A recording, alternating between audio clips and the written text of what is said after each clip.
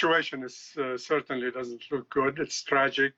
Some of the pictures that we have seen of people falling from planes, people being shot at. We don't know exactly from which side. The fact that there are large crowds, people sleeping with children on the sides of the street, certainly doesn't look good at all. It's a debacle in many ways, and it's very unfortunate. Nevertheless, we are also hearing that we heard from President Biden today that the U.S. will do what it could to make sure to might even stay beyond the August 31st deadline to make sure that Americans are withdrawn, as well as those Afghans who cooperated or worked with U.S.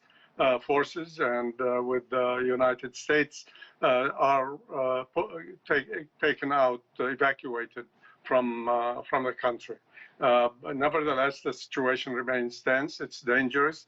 There are a lot of issues. We're seeing protests also in some parts of Afghanistan against the Taliban takeover. So the situation is still very fluid, and but it raises a lot of questions also about the decision-making process in the U.S. and the policies that were pursued. Of course, a lot of the criticism now is focused on the Biden administration. Nevertheless, it was the George Bush Jr. administration, as well as the administration of President Obama.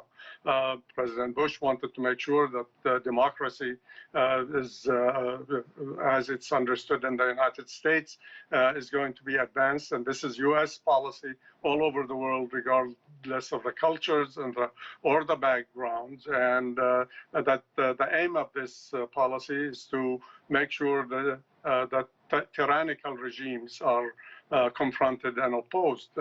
President Obama also supported that. But clearly, the way this operation, the way the withdrawal took place, the evacuation, and was not expected. I think the speed with which Taliban was able to take over was clearly, apparently, something that came as a surprise.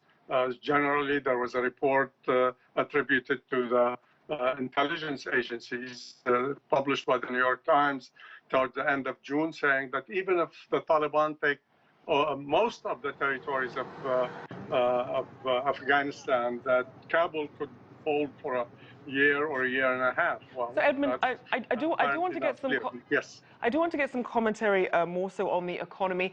What would you say are the most pressing economic needs for the people of Afghanistan right now, and how has the economy changed over the last 20 years? Well, there have been some improvements in some ways, clearly, whether it was in some of the infrastructure, education, small industries. Nevertheless, the problems are there. Then not enough was done to rebuild the country, especially a country that was still in a state of war throughout this time. And however, what we are seeing now, I think this is what's very significant in terms of the economic impact. The U.S. apparently has suspended allowing the Afghanis of receiving the money that they have in the United States. There's about somewhere that the figures vary, probably close to, some people say it's in gold as well as in dollars, close to $7 billion. And at the same time, also, pressure was apparently being exercised at the International Monetary Fund. There were a certain amount of aid, about $450 million that was supposed to go to Afghanistan. These are going to be suspended. So when the new government, whenever it's formed, when Afghanistan is unable to receive these funds, this is likely to lead to try to place control on the use of the dollar. And that means that the currency is going to depreciate. That means rising prices, especially, and the people who are going to be affected are primarily the poor when it comes to buying food. So then what about the economic relationships and trade relationships between Afghanistan and some of their trade partners? What could we be looking at here in the next few months? Actually, I think a lot, of course, is going to depend on the policies in part of Taliban. If Taliban is committed to the promises that they have been making recently, that they want to maintain good relationship with all the neighbors, all the countries of the world, that women are going to be allowed to go to school, that they are going to protect freedoms, that the embassies, diplomats are going to be safe. There will be no attack on embassies. I think that will lead a number of countries, especially some of the neighboring countries.